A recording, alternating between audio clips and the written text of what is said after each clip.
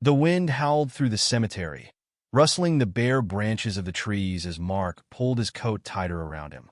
His footsteps crunched over the frosty ground, each step feeling heavier than the last. It had been 3 weeks since he lost her, 3 weeks since his world shattered in a way he never thought possible. Sarah had been everything to him, his best friend, his love, the mother of the child they had dreamed of raising together. And then, in a cruel twist of fate, she was gone. 8 months pregnant. A single moment had stolen them both away. Or so he thought. Mark had spent the past few weeks drowning in grief, struggling to find meaning in the silence that now filled their home. He barely ate, barely slept. Every room still smelled like her, still held pieces of the life they were supposed to share. But nothing was more painful than the nursery, the crib they had carefully picked out, the tiny clothes still folded in the drawers, the ultrasound photo on the dresser, the last image he had of the baby boy he would never get to meet. Today was the first time he had gathered the strength to visit her grave. He had avoided it, afraid of how final it would feel, how real it would become. But something inside him told him it was time. He needed to talk to her, even if she couldn't answer. He needed to say the words that had been caught in his throat since the moment the doctors told him she was gone. As he approached the headstone, his breath hitched. There it was, her name, etched in stone, along with the unborn son she had carried. A sob threatened to escape, but he swallowed it down, gripping the small bouquet of lilies in his hand. Sarah had loved lilies. "I miss you," he whispered, his voice barely audible against the wind. "I don't know how to do this without you." His fingers traced the carved letters as the weight of his sorrow settled over him. But then, something strange caught his eye, something that made his pulse quicken. The earth around the grave was disturbed, freshly moved, as if someone had been there recently. Mark frowned, his grief momentarily giving way to confusion. He hadn't told anyone he was coming today. Who else would have been here? His heart pounded as he stepped closer. And then he saw it, a small bundle, a blanket, placed carefully at the foot of the grave. His hands trembled as he crouched down, reaching for it. His mind raced through 1,000 possibilities, none of them making sense. He hesitated before pulling back the corner of the fabric. What he saw inside made his blood run cold. His breath caught in his throat. His entire body stiffened, unable to comprehend the sight before him. Because lying inside the bundle was a newborn baby, a baby that couldn't be here. And yet, as the infant let out a tiny, fragile cry, Mark's world spun. His mind screamed for answers, but only one thought truly sank in. This baby, his baby, was alive. But how? And who had brought him here? Mark's hands trembled as he hovered over the tiny, wriggling bundle. His breath came in short, uneven gasps. His mind refused to process what his eyes were seeing. A baby, here, at Sarah's grave. His heart pounded so loudly that it drowned out everything else, the wind, the rustling trees, even his own thoughts. He hesitated before reaching down, his fingers grazing the edge of the soft fabric. The baby let out another faint cry, a sound so small, so fragile, that it sent a jolt through his chest. He scooped up the tiny body carefully, as if afraid the child might disappear the moment he touched him. The baby was warm, real, alive. Mark stared at the delicate face, the pink cheeks, the little fists curled up tightly. And then he saw something that made his breath hitch. The baby had Sarah's nose. The resemblance was unmistakable. A lump formed in his throat as he swallowed hard, his vision blurring. This wasn't just any baby. It was his baby, the child he had grieved for, the child he thought had died with Sarah. But that was impossible. He had been there at the hospital. He remembered the doctor's face, the quiet, somber voice telling him there was nothing they could do. He remembered the weight of finality, the crushing grief that had made it hard to breathe. He had lost them both. That was the truth he had forced himself to accept. Yet here he was, holding a newborn baby in his arms. His son. The shock made his knees feel weak. His mind raced with questions, each one louder than the last. How was this possible? Who had brought the baby here? And why? He glanced around the cemetery, his senses now on high alert. The cold wind cut through his jacket, but he barely felt it. His eyes darted between the gravestones, scanning the empty path leading back to the entrance. Was someone watching him? Mark's grip tightened around the baby as a surge of protectiveness overtook him. He needed to get out of here. Now. He turned on his heel, cradling the child close to his chest, and hurried toward his car. His hands fumbled as he opened the door and slid into the driver's seat. He placed the baby gently on his lap, his fingers brushing over the soft fabric of the blanket. The child was so tiny, so perfect. A miracle, one that came with no explanation. Mark grabbed his phone with his free hand, his fingers shaking as he dialed. The call rang once, twice, before a groggy voice answered. "Mark?" It was his sister, Emily. I need you to come over," he said, his voice barely steady. "Are you okay? Where are you?" He hesitated, glancing out the window.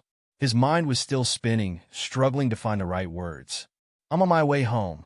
Just meet me there. It's urgent." Emily must have heard the panic in his voice because she didn't ask any more questions. "Okay, I'll be there soon." Mark ended the call and stared at the baby in his lap. His son stirred slightly, his tiny fingers twitching in his sleep. The weight of everything pressed down on him at once. This child shouldn't be alive. But he was. And someone had left him at Sarah's grave. Mark turned the key in the ignition, his pulse still racing. He had to find out the truth. He had to understand what was happening. But deep in his gut, he knew, whatever this was, it wasn't going to be simple. And it wasn't going to be easy. Mark drove in silence, his hands gripping the wheel tightly. The baby, still wrapped in the soft blanket, lay in the passenger seat, his tiny breaths barely audible over the sound of the tires on the road. Mark kept glancing over, half expecting the child to vanish, as if this were some cruel trick his grief-stricken mind was playing on him. But every time he looked, the baby was still there, shifting slightly, making soft noises in his sleep. Real. Alive. His thoughts raced back to the hospital, to the night Sarah died. It had all happened so fast. One moment, they were preparing for their son's arrival, excited, nervous. The next, everything spiraled into a nightmare. Complications. Doctors rushing in. The sterile scent of the hospital room mixed with the suffocating fear in his chest. Then the words he never expected to hear. We couldn't save them. He had believed it. He had no reason not to. He never saw the baby, never got to hold him, never had the chance to say hello before being forced to say goodbye. But now, sitting next to him in the car, was proof that something had been terribly, horribly wrong. His hands tightened on the wheel. Someone had lied to him. When he pulled into his driveway, his porch light was already on. Emily's car was parked at the curb.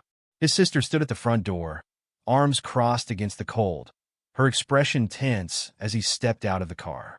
"What's going on?" she asked, concern etched across her face. But then, her gaze dropped to the bundle in his arms. Her eyes widened. "Mark, what is that?" He didn't answer. He simply stepped closer and shifted the blanket enough for her to see.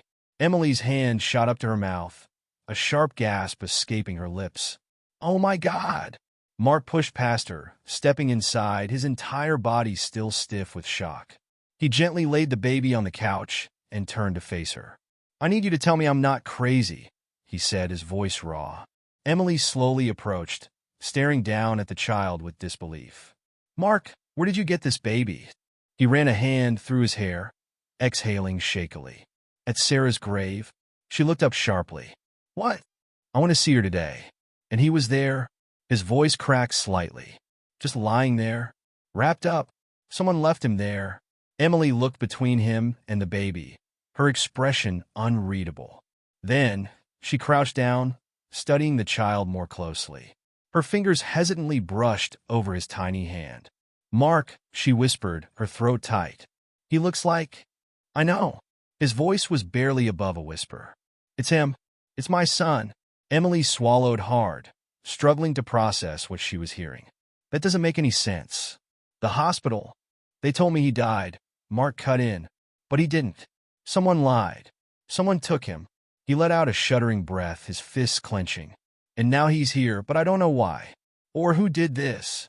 Emily shook her head slowly, as if trying to wake herself from a bad dream. "Have you called the police?" Mark hesitated, He hadn't even considered it. His mind had been too clouded by shock, by the overwhelming need to protect the child he had thought was gone forever.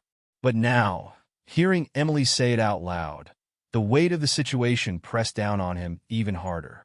If he called the police, what would happen? Would they take the baby? Would they believe his story? He had no proof, no evidence, just the impossible truth sitting in his living room. No, he admitted. Emily chewed her lip, glancing at the baby again. You have to do something, Mark. This is huge. You can't just keep him and pretend like nothing happened. I'm not pretending, he said sharply. I need to figure this out first. Emily sighed. Okay, but where do you even start? Mark ran a hand over his face, exhaustion creeping in. He had no answers, just an endless storm of questions. There was only one thing he knew for sure. Someone had stolen his son, and now, for some reason, they had given him back. But why? And what if they came back for him? Mark barely slept that night. He sat on the couch, watching over the baby, listening to every tiny breath, every little movement. His mind was a storm of questions, none of them with answers. The house felt different now, like the air was heavier, charged with something unseen. Every shadow in the corners made his pulse quicken. He kept glancing toward the windows, half expecting someone to be out there, watching, waiting. Emily stayed with him, though she was just as shaken. She had tried to talk him into calling the police again, but Mark refused. He needed more time. If someone had taken his son once, who was to say they wouldn't take him again? And what if the police only made things worse? As the night stretched on, his exhaustion deepened, but he forced himself to stay awake. Every time his eyes drifted shut, flashes of the past surged forward. The hospital, Sarah's face, the unbearable moment when he had been told their baby was gone. But now, that moment was a lie, and he had to find out the truth. By morning, his decision was made. He had to go back to the beginning. Emily was in the kitchen making coffee when he spoke. I'm going to the hospital. She turned to him, her expression unreadable. And what exactly are you going to say? I don't know yet, he admitted. But I need answers. She hesitated before nodding. I'm coming with you. Mark didn't argue. The weight of what he was about to do was too much to carry alone. The drive to the hospital was tense. Every streetlight, every passing car felt like it was watching him. He kept checking the rearview mirror, a growing paranoia creeping in. The feeling that someone knew what he had discovered, that someone was waiting for him to make the wrong move, settled in his chest like a stone.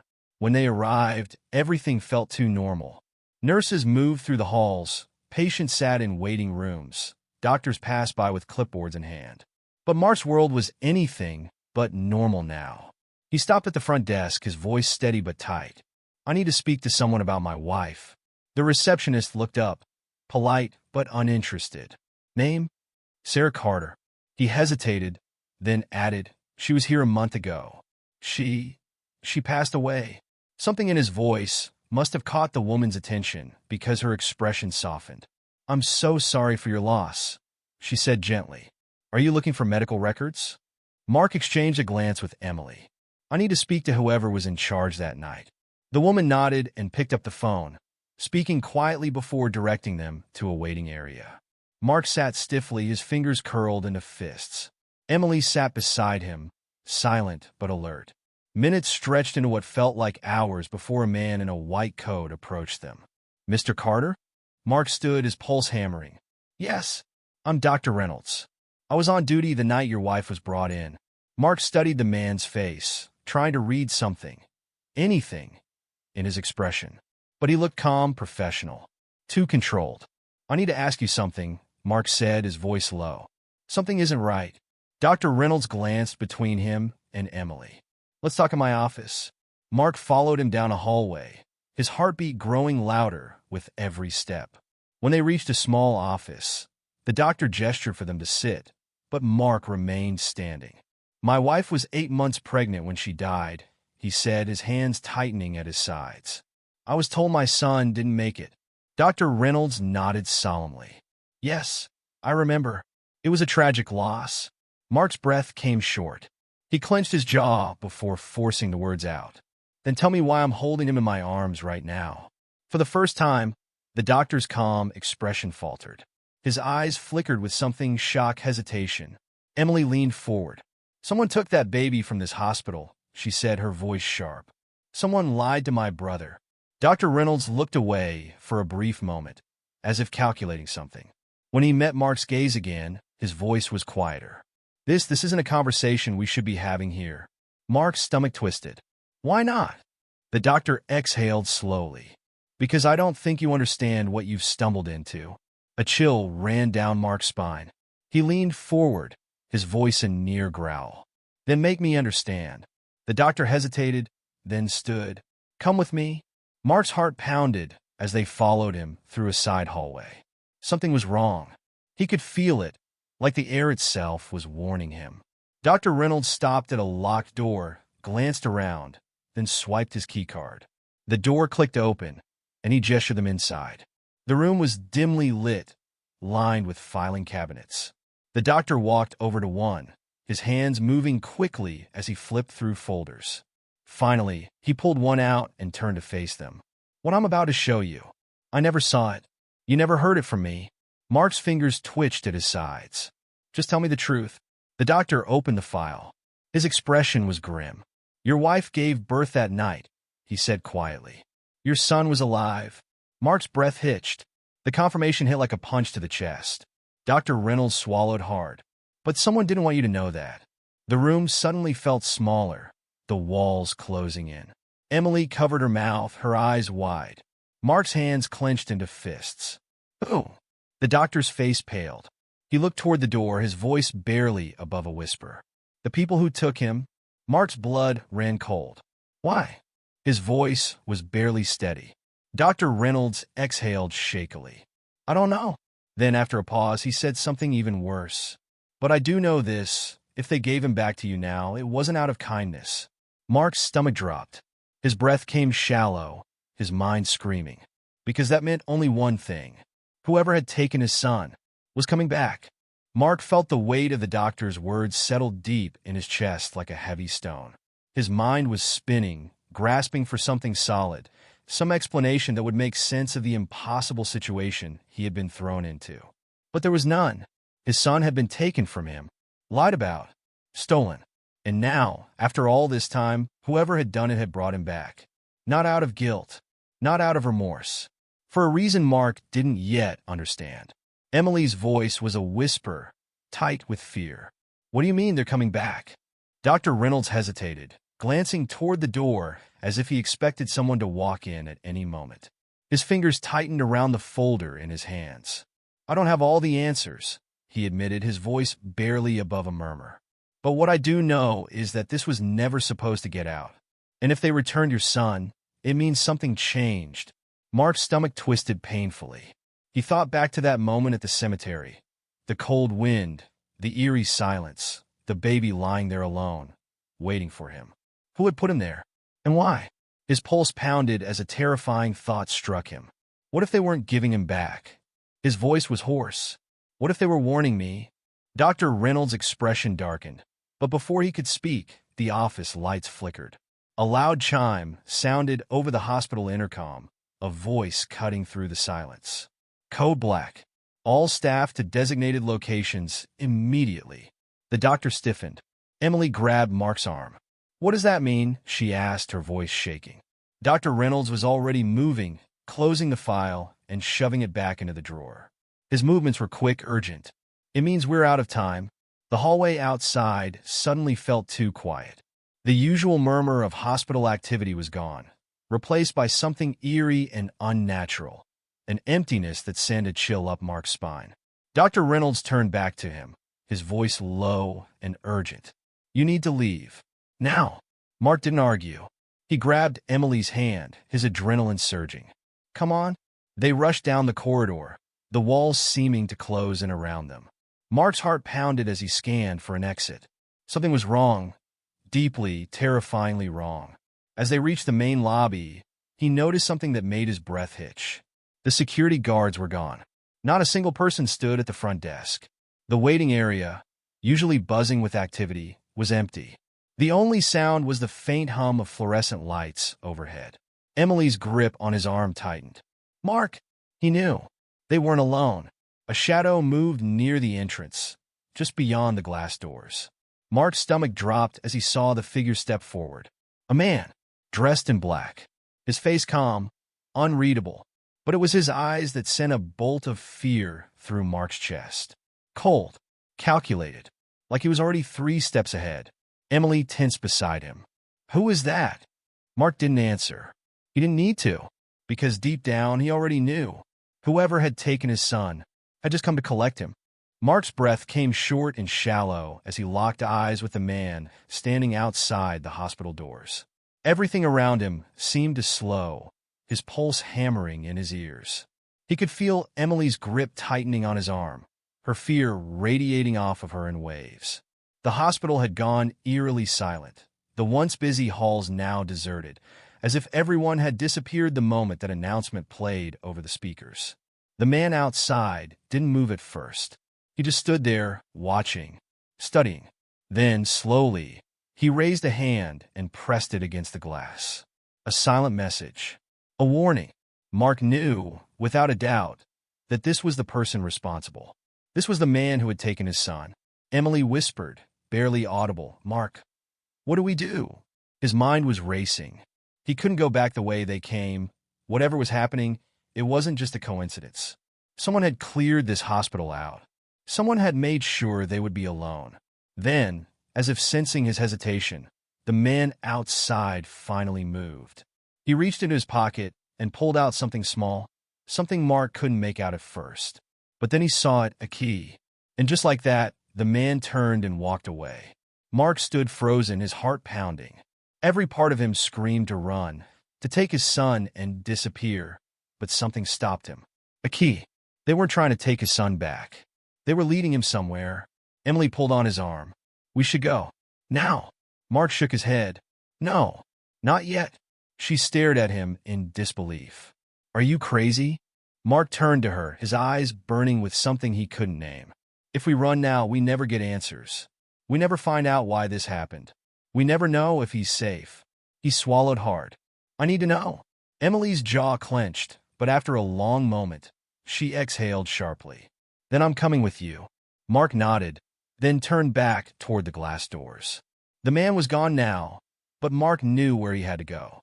Outside, the air was thick with the weight of something unseen. The parking lot stretched out before them, empty except for a single car parked near the far edge. The engine was running. The headlights were off. Mark's steps were slow, careful. He could feel Emily beside him, her breath unsteady. As they approached the car, he saw the key lying on the hood. He picked it up, his fingers trembling slightly.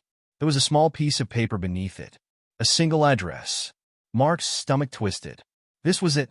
Whoever had done this, whoever had stolen his child, wanted him to come. Emily's voice was barely above a whisper. "We don't have to do this." Mark looked down at the key in his hand. He thought about his son, lying helplessly in his house, waiting for him to come home. He thought about Sarah, about the moment he lost her, about the moment he believed he had lost everything. "No," he said, his voice steady. "We do." The drive was tense, the silence between them thick. The address led them outside the city, down an empty stretch of road lined with trees. Mark kept checking the rearview mirror, half expecting the car to be followed, but there was nothing. Just darkness swallowing the road behind them. Finally, the GPS signaled their destination. A small, run-down building stood in the distance, its windows dark, its doors shut. It looked abandoned. Mark pulled the car to a stop, gripping the wheel tightly. Emily let out a shaky breath. "I don't like this." Mark didn't either, but he couldn't turn back now. Slowly, they stepped out of the car, the gravel crunching under their feet. The front door was unlocked. Mark pushed it open, the hinges groaning in protest. Inside, the air was stale, filled with the scent of dust and something else, something metallic. The room was mostly empty except for a single desk in the center, an old lamp casting a weak glow over a stack of papers. Mark's pulse pounded as he stepped closer. He picked up the first document, his breath catching in his throat. It was a medical file, his wife's medical file. Emily's eyes widened as she looked over his shoulder. "Mark, this is from the night she died. His hands shook as he flipped through the pages. Then his breath caught. There was another name on the form. A different mother's name. A different patient ID. Mark's stomach twisted violently. They switched them, he whispered. Emily looked at him in horror. What? Mark's heart raced as the pieces snapped into place. His wife had never lost the baby. Someone else had. The doctors, whoever was behind this, had taken their child and given him to someone else. Maybe it was a mistake at first. Maybe it was something else. But when they realized what had happened, instead of fixing it, they covered it up. And now, after all this time, someone had brought him back. A noise from behind made both of them spin. A figure stepped out of the shadows. Mark's breath caught. It was Dr. Reynolds. But his face was different now. Not the calm, controlled expression from before. His eyes were dark, unreadable. I told you, he said quietly. This was never supposed to get out. Mark's fist clenched. What the hell is this? What did you do? Dr. Reynolds exhaled, rubbing a hand over his face. It wasn't supposed to happen this way. Emily took a step back. What had happened? He hesitated, then finally said the words that changed everything. The child your wife gave birth to wasn't yours. Mark's breath left him in a sharp, painful exhale. The room spun around him. That's impossible, he whispered. We were there. She was pregnant. Dr. Reynolds shook his head. She was pregnant. But there was a mix-up. She lost the baby early. You didn't know. She never told you. His expression was grim. And when she came in that night, there was another child. A newborn whose mother didn't survive. Mark felt like the ground beneath him was crumbling. No, he said, shaking his head. That doesn't. I'm sorry, the doctor said quietly. But the child you've been fighting for isn't biologically yours. The world seemed to stop. Emily covered her mouth, her eyes wide with shock. Mark's vision blurred, his heart hammering against his ribs. Everything he had been fighting for, the grief, the pain, the desperate search for the truth. It had all been built on a lie. His son, the boy he had held in his arms, the child he thought he had lost. He wasn't his at all. And now, standing in that cold, empty room, Mark had only one question left. If the child wasn't his, then who had brought him back? And why? Mark stood frozen, his mind refusing to process the words that had just shattered everything he believed. The weight of it pressed down on him, making it hard to breathe. Emily reached for his hand, her fingers trembling, but he barely felt it. Dr. Reynolds shifted uncomfortably, his face clouded with something that almost looked like regret. I know this is difficult to hear, he said quietly. Mark let out a hollow laugh, his voice raw. Difficult? You stole my child. You let me believe. His voice broke, anger and grief crashing into him like a tidal wave. I didn't steal him, Dr. Reynolds said, his voice firm but cautious. I tried to fix a mistake that was never supposed to happen. He exhaled, running a hand over his face. The night your wife was brought in, she lost the baby before we could do anything. She didn't know, and in her panic, she was unconscious before we could explain. That same night, another woman came in, one we had been treating for months. A complicated pregnancy. She delivered early, and she didn't make it. Mark's throat tightened. The child was alone, Reynolds continued. No family. No one to claim him. And you, he hesitated. You were grieving, but you didn't know yet. The decision was made. You were given the baby. You were never supposed to find out. Emily's voice was sharp. And what about the real father? The real family? Dr. Reynolds looked at her, something dark flickering in his expression. That's why you were giving him back, he said simply. Mark's stomach twisted. What? Reynolds hesitated. The father found out, he admitted. It took years. There were people involved, people who made sure it was buried for a long time. But things like this don't stay hidden forever. He was looking for his son, and when they realized you weren't going to stop asking questions, when you kept digging, they decided it was better to give him back than let the truth come out. Mark felt like he was going to be sick. Everything. The years he spent believing, the grief, the overwhelming love for a child he thought was his own, had been built on a foundation of lies. And yet, none of it changed how he felt. He had held that baby in his arms. He had mourned him. He had spent sleepless nights worrying about him, dreaming about what could have been. Blood didn't matter. Biology didn't matter. That child was his. And now, someone else was coming to take him away. Mark's hands curled into fists. Where is he? Dr. Reynolds hesitated. Mark, where is he? Mark's voice rose, raw and desperate. He didn't care about the lies. He didn't care about the past. That boy was his son, and no one was going to take him away without a fight. The doctor sighed, then finally he pulled out another folder. He slid it across the desk. This is where they took him, he said. But Mark, you need to understand something. His eyes were steady. He was never supposed to be yours. You can't change that. Mark snatched the file without hesitation, turning on his heel. Emily followed without question. They stormed out of the building, the night air thick and cold around them. Neither of them spoke as they got into the car. Mark's hands shook as he gripped the wheel, his eyes burning with emotion.